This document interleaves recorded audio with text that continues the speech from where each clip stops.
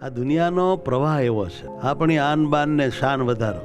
જો જગતમાં કહેવાય છે કે ફલાણા ભાઈની આણ વર્તે છે, એનો મતલબ એ કે દુનિયામાં તમારો દબદબો હોય સાહેબ.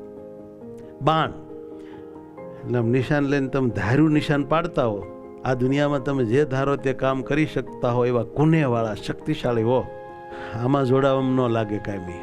અને શાન શાન શોકત, તમે જ્યાં જાવ ત્યાં તમને દુનિયા સલામ મારે, તમારી શોભા બહુ હોય, પ્રભાવ બહુ હોય, એમ લોકો બહુ ગૌરવ સાથે બોલે. પણ હું તમને પૂછું, આન બાન ને શાન ભગવાનને પામવામાં કાંઈ કામ લાગે કે ઉલટાનું ભગવાનમાં સોટવા ન દેવામાં આડું આવે?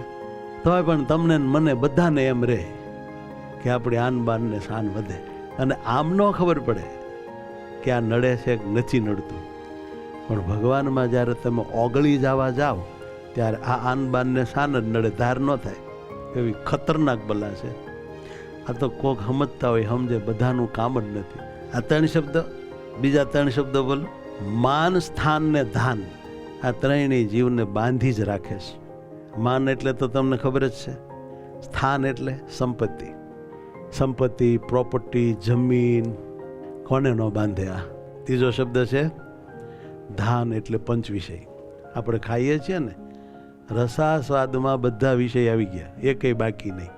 પંચ વિષયના સુખમાં સૌથી વધારે જીવ જો કોઈ સુખ જીવનભર ભોગવતો હોય ને તો એ રસાસ્વાદ છે. ગળહુતીથી માંડીને ગંગાજળ સુધી આમાં જ કરે જીવ પ્રાણી માત્ર.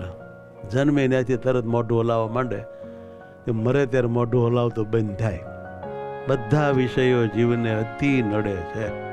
માન, સ્થાન ને ધાન જીવને બાંધે છે, અને આન બાન ને શાન મોક્ષમાં કાંઈ કામ લાગતા નથી.